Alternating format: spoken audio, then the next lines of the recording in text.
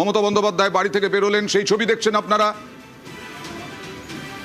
এই মুহূর্তে সাখাওয়াত মেমোরিয়ালে যাচ্ছেন মমতা বন্দ্যোপাধ্যায়, পৌঁছে গেলেন সাখাওয়াতে পৌঁছলেন মমতা বন্দ্যোপাধ্যায়। কথা বলবো প্রতিনিধি ইরনের সঙ্গে। ইরন।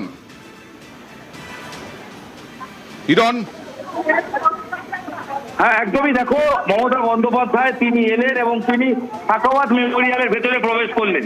সাখাওয়াত মেমোরিয়াল একটু আগে তৃণমূলের এক এজেন্ট তিনি বেরিয়ে দাবি করেছেন যে তাদেরকে বের করে দেওয়া হচ্ছে বলে তিনি অভিযোগ করেছিলেন, এবং তার কিছুক্ষণের মধ্যে আমরা দেখলাম মমতা বন্দ্যোপাধ্যায় তিনি এলেন এবং শুভেন্দু অধিকারী তিনিও কিন্তু এই মুহূর্তে কিন্তু সাখাওয়াত মেমোরিয়ালের ভেতরে। তোমার কথা শোনা যাচ্ছে না, তোমার কথা স্পষ্ট হচ্ছে না ইরন, তোমার কথা স্পষ্ট হচ্ছে না, একটু স্পষ্ট করে বলো, না হলে নিউজ 18 বাংলার দর্শকরা শুনতে পাবেন না, প্লিজ।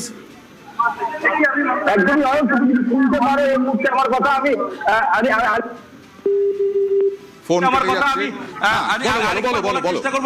কথা কি শোনা যাচ্ছে? আমি তোমার কাছে একবার জানতে চাই যে এই মুহূর্তে এক্সাক্ট পরিস্থিতি, ছবিটা দেখাবো। পুলিশের সঙ্গে বজ্রসায় জড়িয়েছেন তারা, আমরা দেখতে পাচ্ছি। আমার সহকর্মী অয়ন, তুমি যদি শুনতে পাচ্ছি, বলো। ভবানীপুর বিধানসভা কেন্দ্রের তৃণমূল কংগ্রেস প্রার্থী মমতা বন্দ্যোপাধ্যায় এই মুহূর্তে সাখাওয়াত মেমোরিয়াল স্কুলে ভবানীপুর কেন্দ্রের গণনা চলছে, আর সেখানে এজেন্টের অভিযোগ তৃণমূলের যে তাকে বের করে দেওয়া হয়েছে, আর সেই অভিযোগ শুনেই তিনি সেখানে গেছেন। শুভেন্দু অধিকারীও যা বললেন, কিছুটা শোনা গেল শুভেন্দু অধিকারীও এই মুহূর্তে সাখাওয়াত মেমোরিয়াল স্কুলে। আবারও যুযুধান, আবারও পরিস্থিতি উত্তপ্ত। গণনা কেন্দ্রে মমতা বন্দ্যোপাধ্যায় এর আগে স্ট্রং রুমে মমতা বন্দ্যোপাধ্যায় পৌঁছে গিয়েছিলেন বৃহস্পতিবার রাতে। এই মুহূর্তে আরো একবার ইরনের কাছে যাব। ইরন, বর্ণনা দাও। হ্যালো,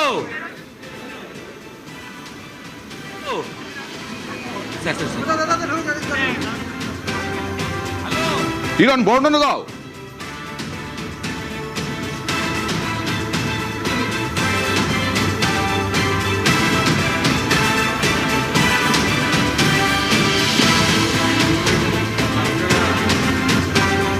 ইরন, বলো।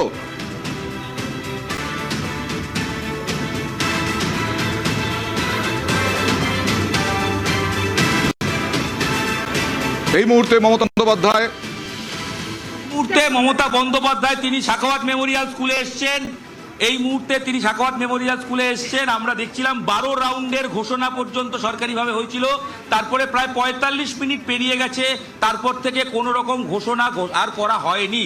শুভেন্দু অধিকারী ইতিমধ্যে ভেতরে রয়েছেন এবং কিছুক্ষণ আগে তৃণমূলের এক এজেন্ট বাবলু সিং তিনি বেরিয়ে যান এবং তিনি দাবি করেন যে তাদেরকে বের করে দেওয়া হয়েছে।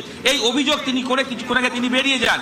এই মুহূর্তে মমতা বন্দ্যোপাধ্যায় তিনি সাখাওয়াত মেমোরিয়াল স্কুলের ভেতরে প্রবেশ করেছেন, তিনি এককভাবে ভেতরে প্রবেশ করেছেন এবং তিনি এই মুহূর্তে ভেতরে রয়েছেন। শুভেন্দু অধিকারী তিনিও ভেতরে রয়েছেন। যে ঘটনাক্রম যদি বলি, যে লাস্ট যে ঘোষণা হয়েছে অয়ন 12 রাউন্ড পর্যন্ত, সেখানে 7445 ভোটে এগিয়ে রয়েছেন মমতা বন্দ্যোপাধ্যায়, কিন্তু তারপর প্রায় 45 মিনিটের বেশি সময় হয়ে যাওয়ার পরেও আর কোনো রাউন্ড ঘোষণা করা হয়নি। এবং কিছুক্ষণ আগে যেটা শুনছিলাম আমরা, যে তৃণমূলের এক এজেন্ট তিনি বেরিয়ে দাবি করেন যে তাদেরকে বের করে দেওয়া হচ্ছে। কয়েকজন কংগ্রেসের এজেন্টও তারা দাবি করে থাকেন যে তাদেরকে বের করে দেওয়া হচ্ছে। এই রকম একটা দাবি তারা তুলতে থাকেন এবং তারপরে থেকে এই মুহূর্তে যে ছবি, এই মুহূর্তে ভেতরে গণনা চললেও আর কোনো ঘোষণা হচ্ছে না। যে যুযুধান দুই প্রতিপক্ষ, মমতা বন্দ্যোপাধ্যায় এবং শুভেন্দু অধিকারী, তারা দুজনেই ভেতরে রয়েছেন সাখাওয়াত মেমোরিয়াল স্কুলের ভেতরে। এই মুহূর্তের পরিস্থিতি আসবো, আমি প্রিয়াঙ্কার সঙ্গে কথা বলবো। প্রিয়াঙ্কা, কি পরিস্থিতি? এসে পৌঁছেছেন মমতা বন্দ্যোপাধ্যায়, শুভেন্দু অধিকারী তার বেশ কিছুক্ষণ আগে এসে রয়েছেন, অর্থাৎ দুজনেই এই মুহূর্তে রয়েছে কাউন্টিং সেন্টারের ভেতরে। 12 রাউন্ডের যে ঘোষণা, 12 রাউন্ড শেষে কিন্তু এখনো পর্যন্ত কোনো ঘোষণা হয়নি। প্রায় 1 ঘন্টা হতে চললো বন্ধ রয়েছে ঘোষণা, কিন্তু কেন, কি কারণে যে অভিযোগ সামনে আসছে, বাবলু সিং নাকি বের করে দেওয়া হয়েছে, এই অভিযোগ সামনে আসছে। এই মুহূর্তে যদি ছবিটা বলি, মমতা বন্দ্যোপাধ্যায় তিনি ভেতরে গেলেন এবং শুভেন্দু অধিকারী তিনি কিন্তু আগে থেকেই সেখানে রয়েছেন। ওকে, আমি ইরনের কাছে আরো একবার যাব। ইরন, কি কারণে এজেন্টকে কারা বের করে দিয়েছেন, কি অভিযোগ?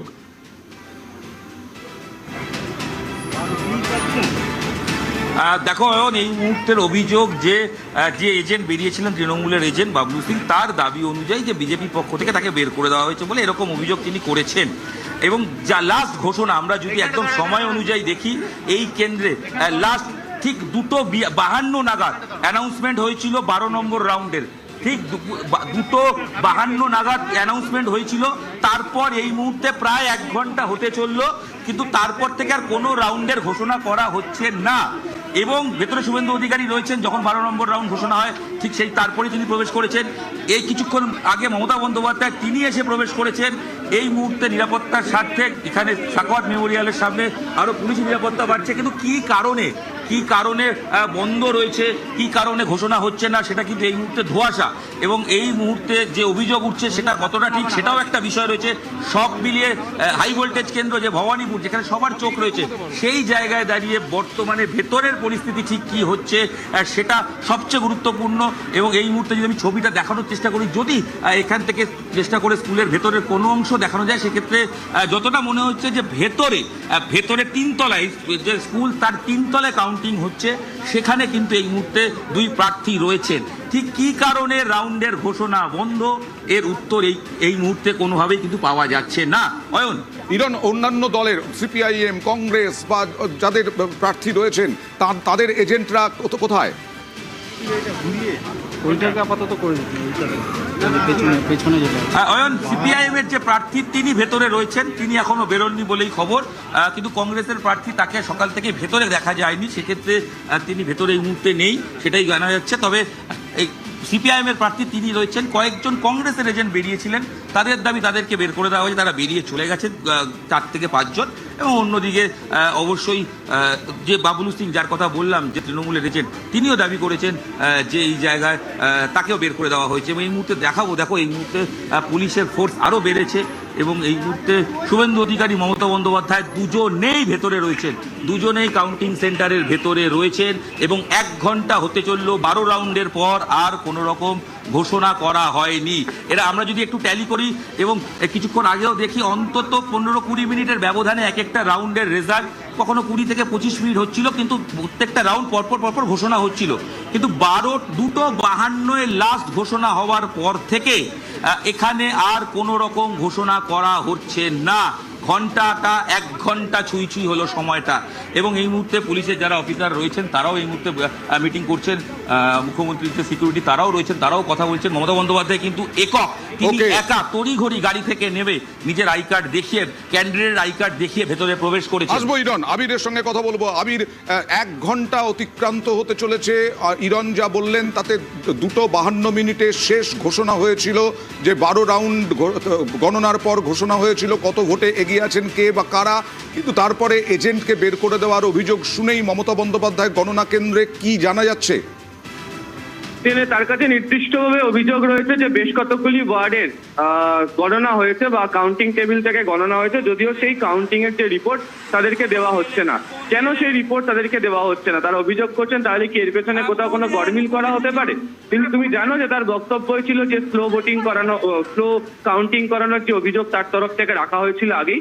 এবার এই বর্তমান অবস্থাতে এই সংক্রান্ত অভিযোগ তার তরফ থেকে করা হয়েছে, এবং সে কারণেই তড়িঘড়ি খবর পাওয়ার পর এই মুহূর্তে তিনি চলে এসেছেন এবং সাখাওয়াত মেমোরিয়াল স্কুল, যেটা কাউন্টিং সেন্টার, সেখানে রয়েছেন।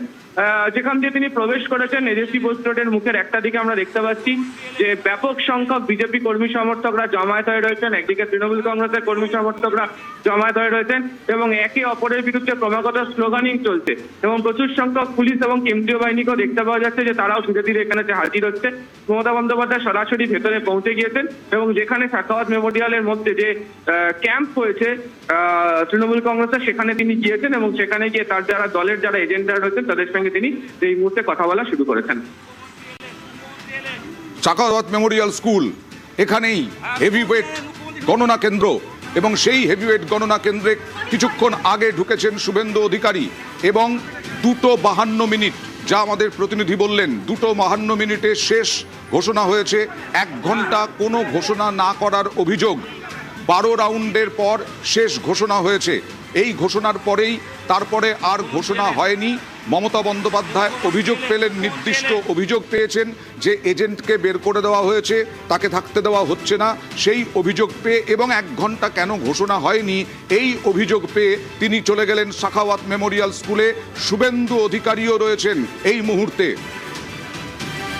আর এই খবর নিয়ে থাকবো রাজনৈতিক তর্ক বিতর্কে যাব, তবে একটা ছোট্ট ব্রেক এবং হেডলাইন্স।